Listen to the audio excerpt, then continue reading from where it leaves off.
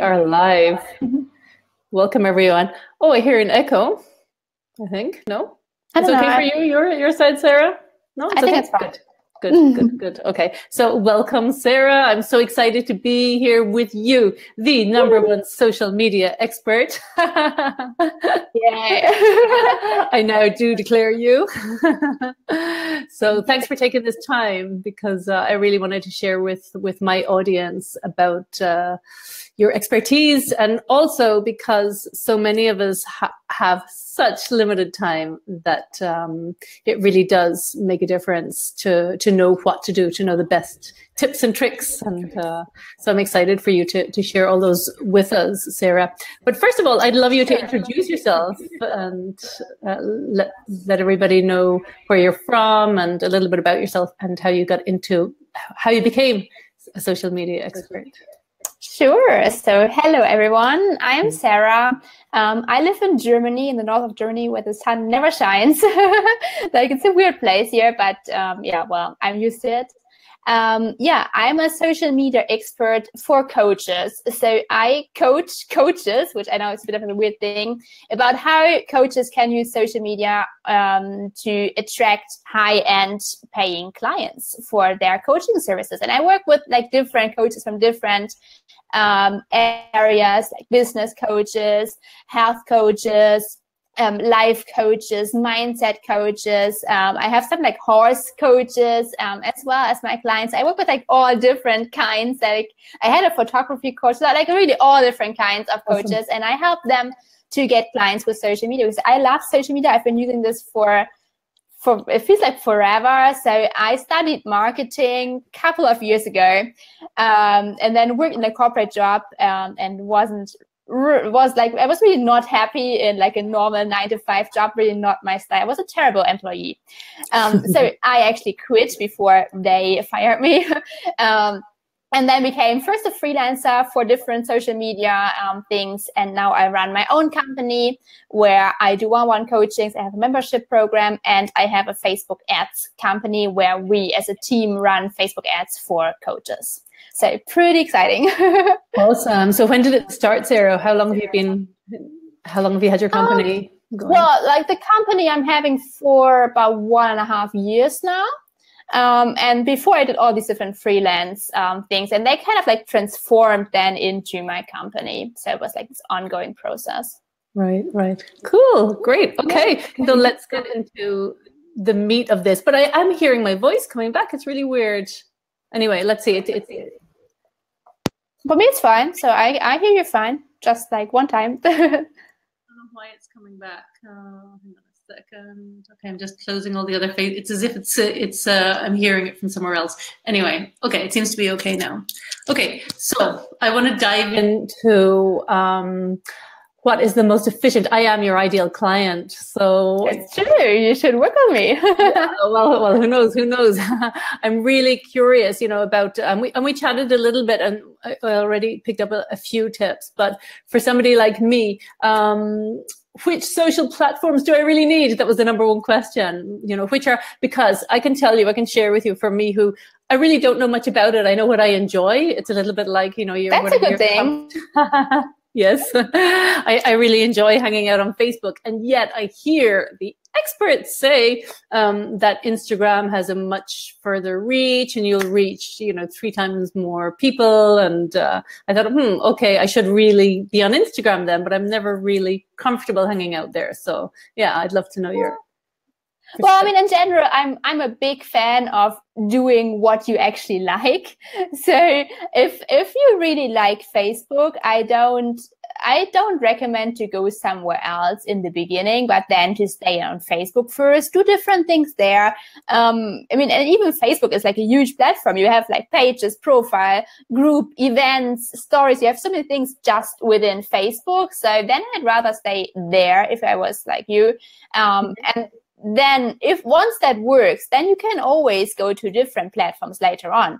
And of course, Instagram is awesome. And by the way, they count their reach differently than Facebook. Yeah. So like the reach is, I think it's counted differently. So that's also one reason why the reach is higher, because it counts differently. But okay. So it's not necessarily more effective than. Well, not necessarily. And I think I agree that the reach usually is higher on Instagram, but that doesn't mean that you necessarily get clients from that, right? Reach is not the most important thing, but what you actually want to build is you want to build this community. You want to build trust. You want people to get to know you. And for this, I would choose one platform in the beginning, stick with that, do like really amazing things there, and then go to other platforms. And of course, like there are lots of social media platforms out there. And of course, for like different businesses, different business techniques, different platforms are like the best option. Like for example, there are lots of blog posts. You might want to look into Pinterest, because Pinterest is super cool for blog posts, right? But I like Facebook as well. I have to say. So I like the interaction in there. I just don't find it the same on Instagram. But then lots of other people really enjoy Instagram. Well, you can have that on Instagram too. I mean, there are different things I really prefer over there. I prefer the stories on Instagram because they have better features. What's the difference between Instagram story? Oh, better features. Oh, they've got more like funny. First of all, no one really watches Facebook stories, to be honest. Really? I think it's starting, and people are getting like used to it. And Facebook actually plans to promote them even more. So Facebook is really into stories, so they will totally push this even more, and they want to focus on this like even more on the desktop, and they want to promote this like even like more on the desktop and everything. So I think it will come, but right now just more people are used to watching stories on Instagram, and they have more features there. So they have like different like these you give features and everything, so you can do like little more fancy things on Instagram there. Right. So what I do is I go there. How to do an Instagram story. You should try it. It's super cool. Really? It's not hard. I know Facebook stories is easy, but what I did, and this is what confuses me about Instagram as well, because the live stream, like a live stream on Facebook, one day I did a live stream simultaneously on Instagram as well. Yeah, I did once. And that was interesting as well to discover that was possible. But the differences, yeah. I mean, there are some like tips or hacks I could like tell you about if you want about Instagram live streams, like because that's the main difference between an Instagram live stream and a Facebook live stream is that the Instagram one is gone immediately, or you can save it into your stories and then it's there for 24 hours, but it's gone after that. So it's that's gone it. Right. I noticed that. Yeah, I was looking for it and I just thought, okay, like, where is it? Yeah, it's gone. It's gone. Okay, so but it's you only can live. save it to the stories, but then just 24 hours and then it's gone. And there's no way of downloading it to. Well, you could save it, but like you can't upload it again. So like from Instagram, it's gone then, right? Right. So this means that you need to promote it a bit differently and a bit like more, especially afterwards. So what I recommend is that if you do an Instagram live stream, that you of course promote it before. I mean, of course you want people to be there live. That's like the fun thing about it. But then of course also promote it afterwards, meaning that you do a post, create a post on Instagram saying that, hey, I just did the live stream about this and that. Make sure to go to my stories to catch it within the next 24 hours, because then it's gone, right? So you have to teach the people on how to use this. And that's really good because it's time limited, so it encourages people to go there quicker. Yeah, I think that's amazing. And honestly, like if they haven't watched it within the next 24 hours, they won't watch it anyways. True. It's really similar on Facebook, right? The most views you get, of course, live, and then even for the replay viewers, you get within the first day. Right. Yeah. So unless you really come across somebody who seems really interesting, and then you scroll their newsfeed and or if you do Facebook ads or something, right? So of course there are different ways to keep it up on Facebook, but in general, generally it's like more live or like direct replay viewers. Yeah. Okay. So how about Instagram versus? I know there's so many other platforms that we can discuss, but Instagram versus Facebook ads, which is more effective? Both. So like what I usually do is like depending on like the target audience, but usually I run the ads on both accounts, on both platforms at the same time, right? So like if you run the ads, if you create the ads, you can choose where you want the ads to be displayed. And you can just go for example, Facebook newsfeed and Instagram newsfeed. Just if you're using a video, make sure that the video is under 1 minute to be able to use it for Instagram newsfeed. But what works really well and what I'm using a lot lately is Instagram story ads. So oh, wow. yeah, this is super cool to get people in the list. So it's for me, it's not working that well with like retargeting, with like actually selling later on, but just to get people in the list, and they are also interactive, so they are high quality people. To get people in a list, I use Instagram story ads, meaning these are like super short, like can be a photo, but usually it's a 15-second video, so it's super short, that appears, if a person watches Instagram stories, it appears like between the stories of their friends, right? Right. Which is super okay. Cool. Okay. That also happens, I think, in Facebook Messenger. I see that. Yeah, that's a different placement. That also works pretty well. Yeah, but it's a different placement. Yeah. Right. Interesting. For me, Instagram story ads work pretty well. I mean, I target coaches, obviously, because they are like my target audience. Yeah. And they hang out in the story section a lot. So they're pretty easy to target there. So like for a pretty good price per lead. Interesting. Wow. Okay. So hopefully not everyone will do it right now because then the price will go up. But well. So before I forget, because I might forget this later, and we cannot forget to discuss this on this interview, the algorithm, the Facebook algorithm. Yeah. What's it all about? And does it mean that nobody reads blog posts anymore on Facebook? And what can we do to maximize our reach? For algorithm. For blog posts, it is for blog posts, it's actually really bad news, to be honest. So yes, that does mean that in the future, no one will see blog posts on Facebook. But of course, there's much more to it, right? So of course, there's much more to it. And when this news came out, everyone was like, "Oh my God, I have to like quit my Facebook page because pages won't work anymore." And that is not true. Your Facebook personal profile, you mean, or the business page? Well, everyone said that like pages won't work anymore, and they wanted to switch to profiles. And that's not because I don't use it. I'm always forgetting. I don't use my business page so much. I'm so used to my personal profile. So that's a good thing then. It's the page that's not working. Actually, it doesn't really matter.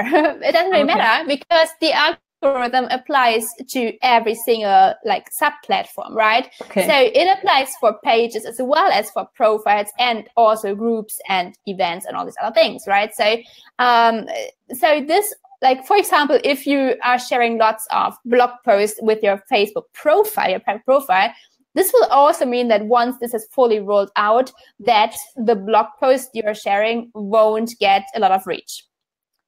Right. Once the algorithm is fully rolled out, when is it? Yeah. It's already yet. Oh, I think it's not yet. So it is already. It's rolling out, and I've seen some changes, but it's not fully rolled out yet. Because I think they start with pages and then they go to the profiles later on. But this is coming to every like sub platform. Okay. And honestly, I think it's not even like that of a bad thing. Because what Facebook wants is to have more of this community feeling, right? Okay. So they want to go away from people like just posting promotional stuff because that is kind of boring. I mean, we all see that. We all sometimes do this, like I know. But in general, like even like if I see a post that's like just super promotional, I don't interact with it. I just because I don't want to see that in my news. It's boring, right? So Facebook wants this to change, and they want to change this into more community. So, for example, like in the past, it was more like, especially like for us coaches, like if we like do something for like as if we would stay on a stage and like speak to our audience, right? And like speak to them, have the stage, and like that was like how it was and how it used to work, right? And this is changing to what I call it, but I caught that from someone else. I don't even know where I read it. This is changing to coffee table conversations. Oh, So interesting. so Facebook wants to encourage coffee table conversations. So when you keep this in mind, so much more interactive. So not not you standing there like, hey, I'm so cool, do this and do that, but really to like just have like normal conversations with like other people. Can be friends, can be like ideal clients, of course. Meaning that you have to focus on like what kind of questions do I ask? Are they actually like questions I would actually ask like at a like, normal live coffee table conversation? Like if I would meet up with some people in a new city, I just moved there, I meet them in a restaurant, would I actually like say these things like the way I post them, and would I say these things also like there at this like new coffee table? Probably not with like every post. So if I have this in mind and think about like what would I actually say at a normal live conversation with other people in a restaurant, that's actually a pretty good thing then. Right. And not that hard to do. Interaction and conversation. Yeah, so live streams then. Live streams are the thing. Right. Okay. So live streams on Facebook. So I can understand that. Well, I guess a blog post that was thought-provoking, though, that got a lot of comments, that would work, no? It depends on the kind of comments, right? So Facebook really focus on what they call meaningful social interaction. Okay. For example, if you would do a post and everyone would just answer with like, yes. So we see this in groups a lot, what I mean, right? So like we say like, comment hey, yes below. Yes. Comment yes if you want it. And I was like, yes. This won't work not in meaningful. The future. No, it's totally not meaningful, right? So Facebook is looking for long comments. Okay. And what Facebook actually then loves is if people start interacting with each other in the comment section. Mm-hmm. So it doesn't have to be. Of course, I encourage you to reply. It makes sense, right? Because you want to, in the end, you want to sell something, right? But if people start to talk to each other in the comments, that's really good. Okay, awesome. So encouraging that openly, you know. Mm-hmm. And for example, if you do a live stream. Of course, you also answer all these questions in the live stream, but I also recommend that afterwards you go back into the comment section and reply again, because the people who watch the replay, they don't know if you actually covered these questions, and it's always good to also reply afterwards in a written way. That makes sense. I actually read somewhere that when you reply, you should something like wait 24 hours and then reply to them all at once, and it gets more of a reach or something like that. That's what works with like this where you like drop your favorite emoji posts. Right. I would recommend to like when it comes to live streams and to replying to the comments on a live stream, I would do this right after the live stream. Right. Yeah. I would do it as soon as possible to actually push this live stream up in the newsfeed.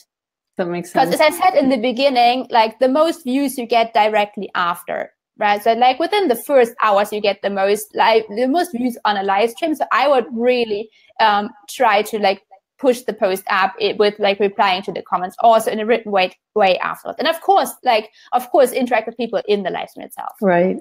And then how about your personal page on Facebook versus your business page? People say we should be posting on our business page that Facebook will tell you off basically for posting on your personal page if it's business related. Do you know anything about that? Yeah, well, officially you're not allowed to use the profile in a promotional way. But I've never heard of anyone who, well, you have to be careful about, for example, you have to be careful about sharing things from your page with your private profile into groups. So this can lead to Facebook actually blocking your profile for a while. So this happens a lot lately. I've read this a lot now. One of my clients had this but just for like 3 days, but still super annoying, of course. Right. So if you share something from your personal profile your business page. Share something from your page in a group with your private profile. So as I said, because officially you're not allowed to use your profile for business things, to promote your business, I don't really think that Facebook will actually like really punish you that much if you do it in a nice way. And again, like with this new Facebook algorithm, you have to do this in a nice way, right? So you can't even like promote things in like these weird, annoying stage way, right? But you have to do these coffee table conversations anyways. And if you do this, I think then Facebook will be totally fine. So I think it's totally fine to use the profile. Like in general, I recommend that you also use your Facebook page, of course, depending on like the whole strategy that you use, right? But eventually you will want to run Facebook ads. I think everyone should because it's just an awesome way to get new people and to do like this really cool retargeting stuff. So and then you have to use a Facebook page to run the Facebook ads. And then it looks nicer if there is good content and if there's interaction going on the page. Because if you run ads and they check out the page and there's like nothing on it, it looks a bit stupid. That makes total sense. Yeah. Okay, I've got to liven things up on my business page for that. So let's talk about that then. Facebook ads. How do I use Facebook ads? I don't. For me, it's like maths class. I'm like, it's quite complicated. Not that. I mean, I was never really good at math in school, and I'm able to run Facebook ads like pretty successfully. So, but of course, it's about numbers. So of course, you have to look at numbers, and it is like a bit more like technical. Yeah.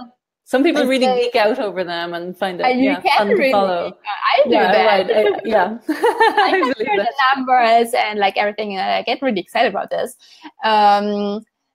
Like honestly, this is like a really big topic, and like I'm actually thinking about like doing like maybe a course for Facebook ads, but I'm not sure yet because, as I said, like it took me lots of years to actually like learn all the techniques. To be where I'm sure. I think, but of course, that's fine. I think paying an expert is a lot more sensible, to really get the most from it because, it's like and like I work with so many people, so many coaches, and like most of them they tried it themselves before and like it didn't work, and then they come to me. But of course, there's some like tips I can give you because like I think like the number one mistake people make when trying to run Facebook ads themselves is that they focus so much on the ad, right? Like what photo do I use, like what copy, what headline, all these things. And what's actually much more important is the target audience, right? Of course, the ad itself is also important. So of course, you want to have like nice photo, video, all this stuff. But even more important is the target audience, right? Much more important actually, because if the ad can be so perfect, but if the audience is not like the audience for you, then you won't reach anyone. Like no one will click on it, no one will like sign up for something. And of course, like different ways to build audiences, profile-based audiences where you like select all these different things, which probably like most people have tried doing, like select the country, the age, demographics, and all these things. But what's actually like even more effective is to use what's called look-alike audiences that you can build from different source audiences. So for example, from your website visitors or from people who are already in your list. So what I do is I have a look-alike audience from my current email list, meaning that I speak to people that are super similar to people who already signed up in the past. And how do you, and of course, this is how do this. So, well, you like from the technical side, you just you upload your email list as a custom audience into your ad account, and then Facebook runs through all these email addresses and looks at like, okay, so which address do we know? So who uses the same email address also to sign up for Facebook? Wow. And then you have this list of people. And actually, like most people do, it's the funny thing. So most people really just have one email address they use. So it's like really curious. So, and then you say like, okay, I want to have a group of people that are really similar. And then Facebook builds that itself, right? And Facebook is like, honestly, Facebook is always so much smarter than like we as like humans are, because they have all the data. right? Mm-hmm. And they have this email list of people who are already in your email list, and then they go through all these people, seeing like, okay, so what is their age, their gender, like all their interests, where do they live, what did they click on, what did they like everything, so because they have all the data, right? Wow. If you use this and then create a lookalike from these people, it's just so like so closer to the people you want to speak to. Wow, awesome. And I also know, and I'm not going to ask you about this because I don't want you to give all your tricks away, you know. But it is possible to people who viewed your video, right? You can retarget them. Yeah, definitely. Yeah, definitely. You can say, okay, just target this ad to whoever is viewed my live stream, right? Or, and you can even say like to people who watched, for example, at least 30 seconds, which is really long for Facebook standards. So you can be like, okay, so just retarget people who watched either like one of our videos or like a specific video for at least, for example, 30 seconds or for like 50%. So you can choose different things there and then like retarget, speak again to these people. So they're like really cool things. And of course, you also like if you sell something on your website, like an online course, right? Of course, you also want to do like retargeting there with Facebook ads. So for example, you speak to people, they are in your list, you promote your online course. They actually click on the link in your email, come to the sales page, but then they don't buy. Right. Yep. But they had an interest because they clicked on it. Right. So they are interested.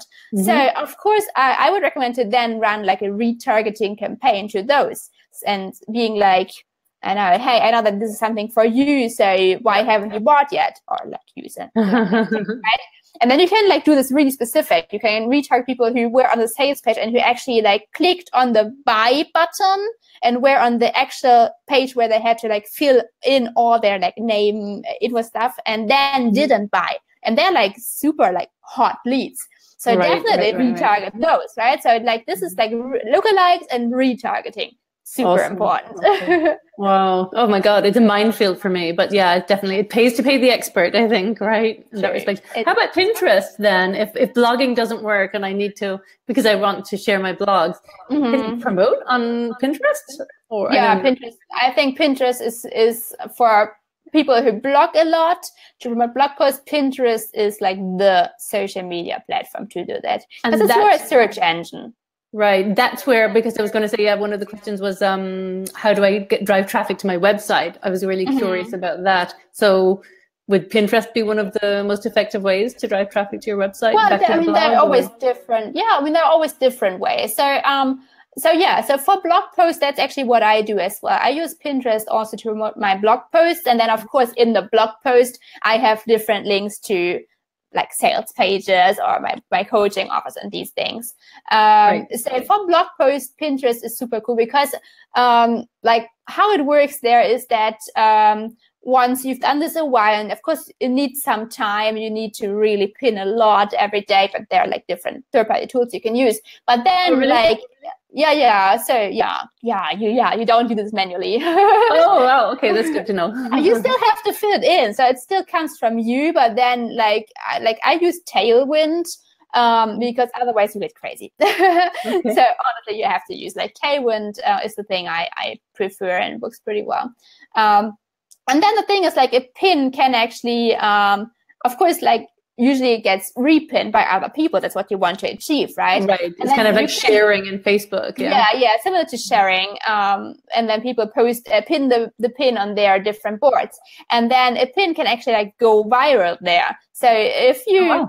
Of course, it depends. You have to put the right keywords in your board and in the pin itself and all these things. But then if people really like the pin and the source behind it, a pin can really go viral. And then you get so much traffic on your website without you doing anything for it. Wow.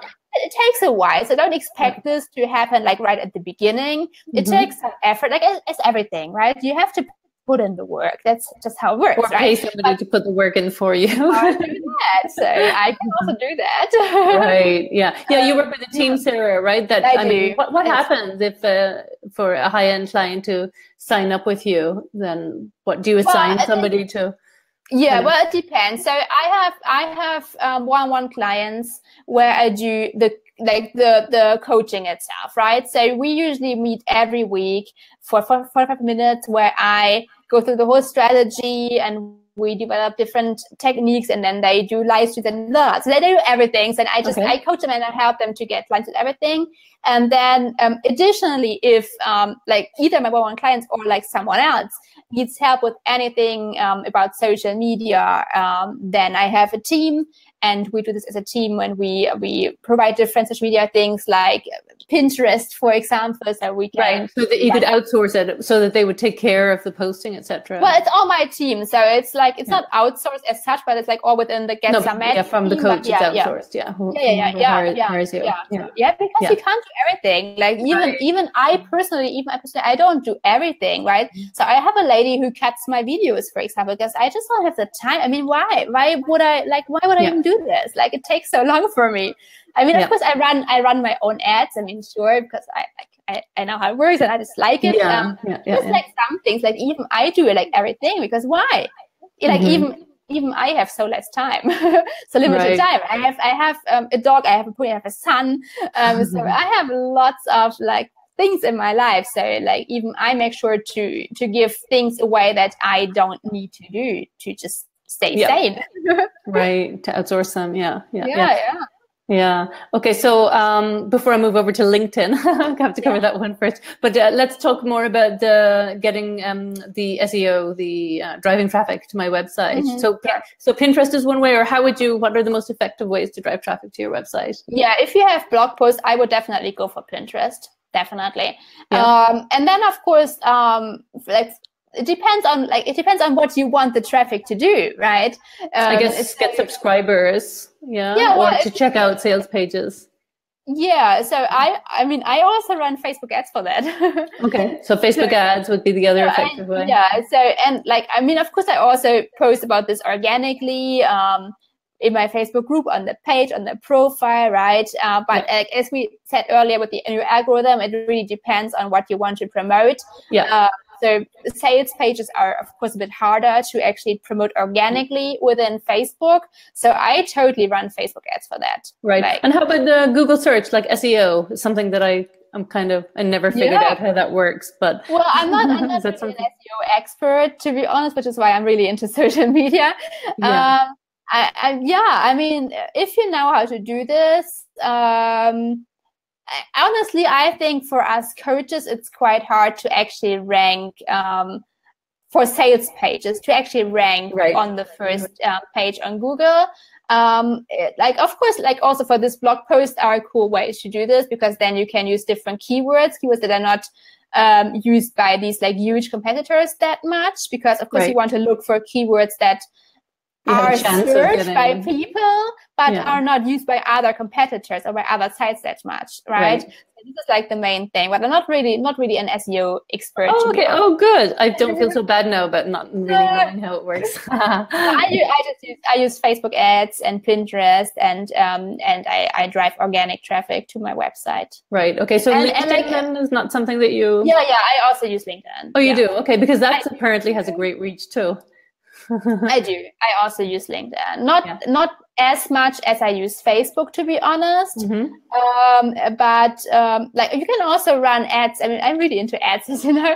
So you can also do like really advanced stuff there within LinkedIn ads, like things you can't even do on Facebook, you can do on LinkedIn. And I'm like really getting into this now myself. So I'm not really an expert there yet, but I'm like getting into all of these things, and it's pretty cool what you can do there. Right. I'm really curious about, just say somebody came and they had a brand new business and they were never on social media, if that exists. And they said, okay, let me know. And they say, let me know. Okay, I want to have, the most effective business and to have the widest reach.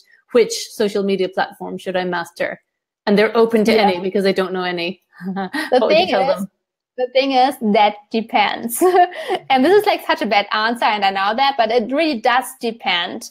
Which one they like the most. Yeah. So that's why I work with my clients always one-on-one, because I need to find out different things, right? So, of course, first of all, I look into what is it this person offers, right? So what is the exact offer, the service, what is the target audience, like, and we go through everything, like how old, like gender, interest, like all these things, so that I have a good idea of like how the people actually look like that, like ideally buy the service. That's also dependent on like which platform you go for, right?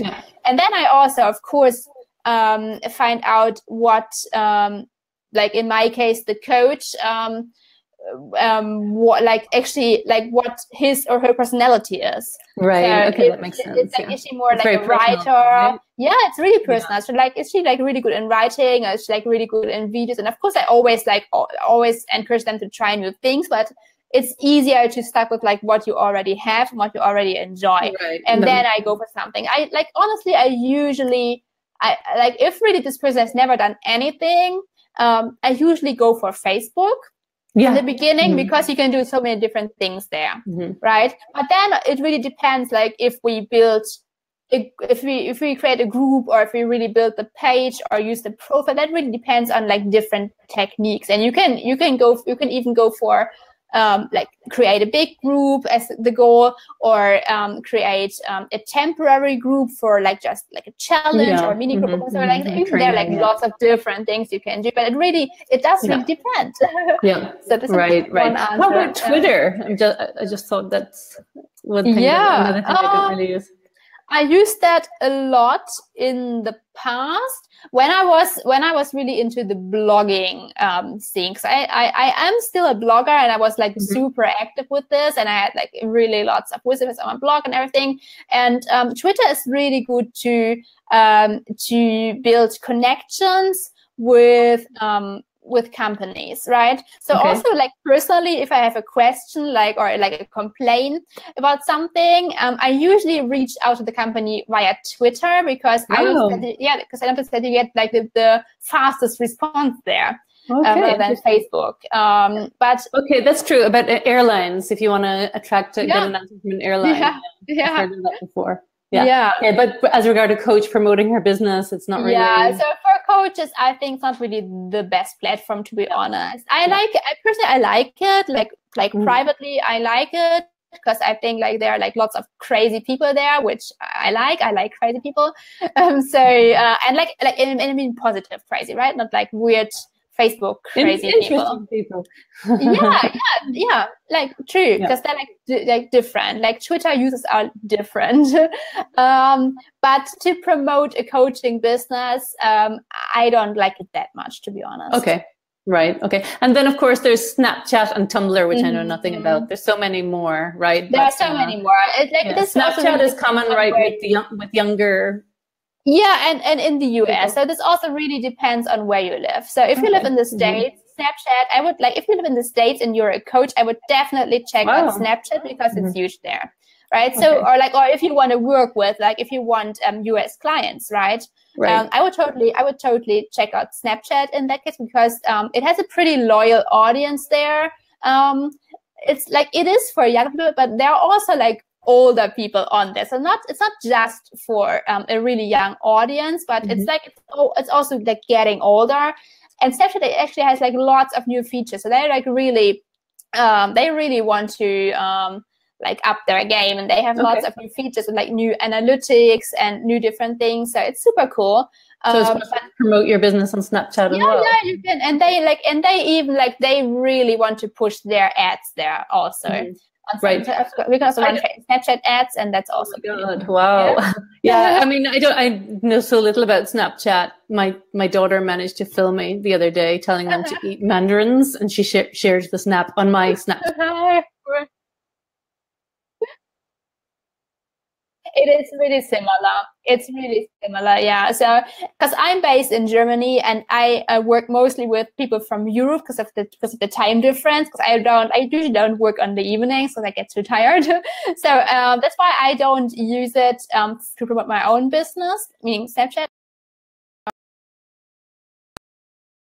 I just see myself.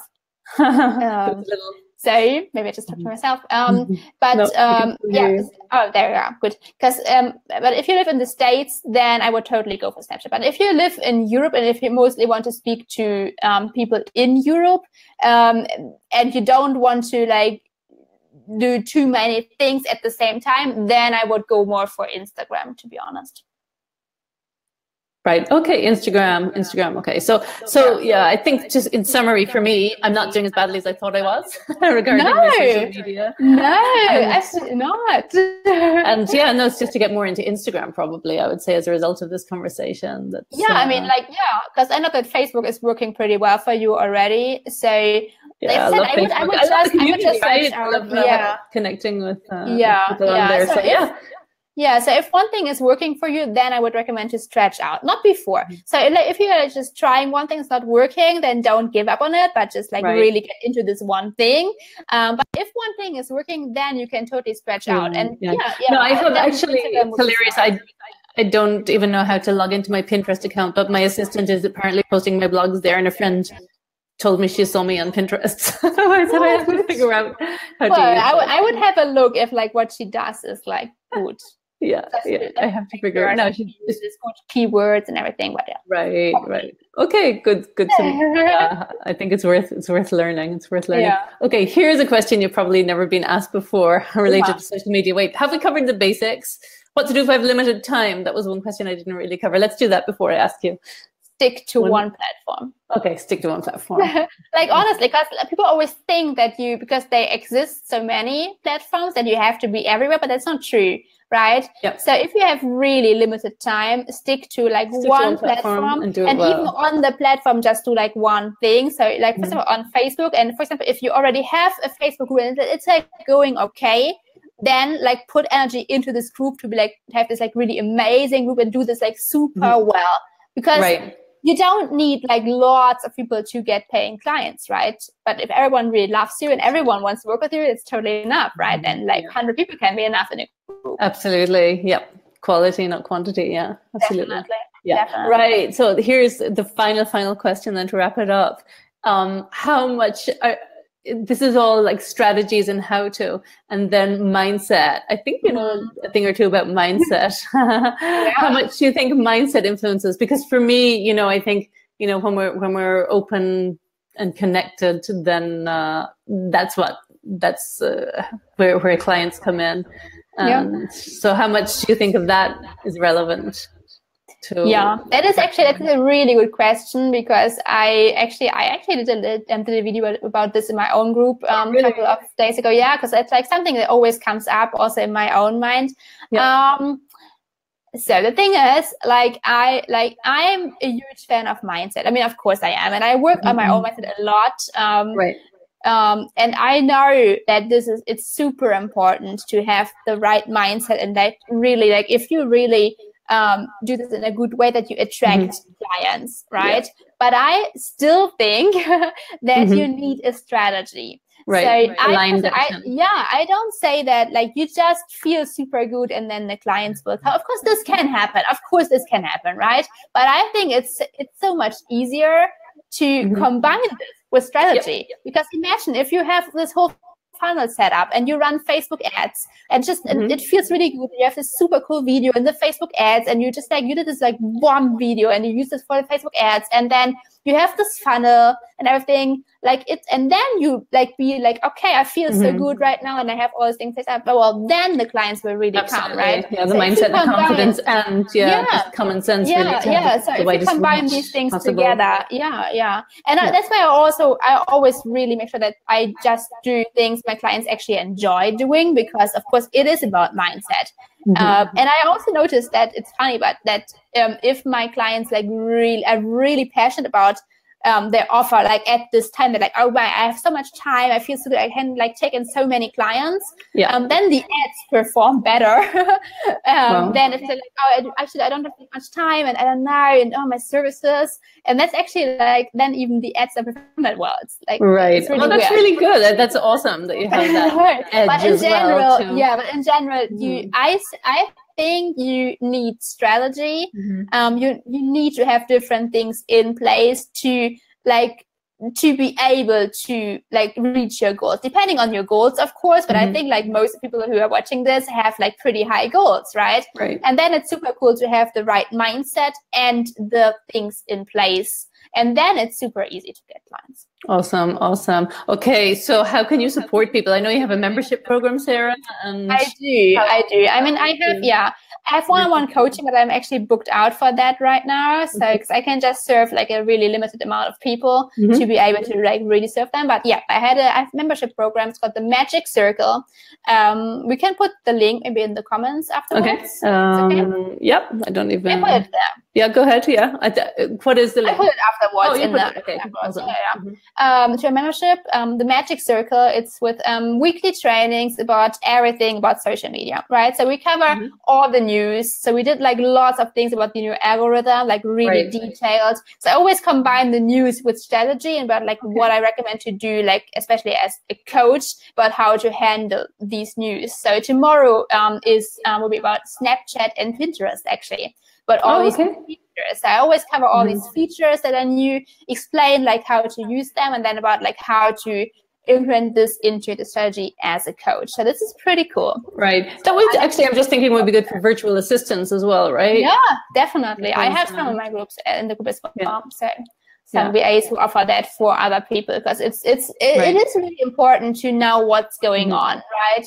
It is good to know about all these changes in order to best take advantage. Yeah, definitely. And then it's super easy and fun to get clients. So awesome. Sounds amazing. Okay, thank you so much, Sarah. I really appreciate you sharing. Thank you so much. Everything that you shared. It's obvious that having an expert on your side is going to support everybody's business. So definitely gonna follow you and continue to learn from you. Sure. Thank you to everybody who's watched this. Please do share it. And any further questions, or you know how to get in touch with Sarah on Facebook, right? You can also drop your questions in the comments, and I'm happy to answer all your questions. Right. Awesome. Okay. Thank you. Thank you so much. It was really fun. Have a great evening, everyone. Bye.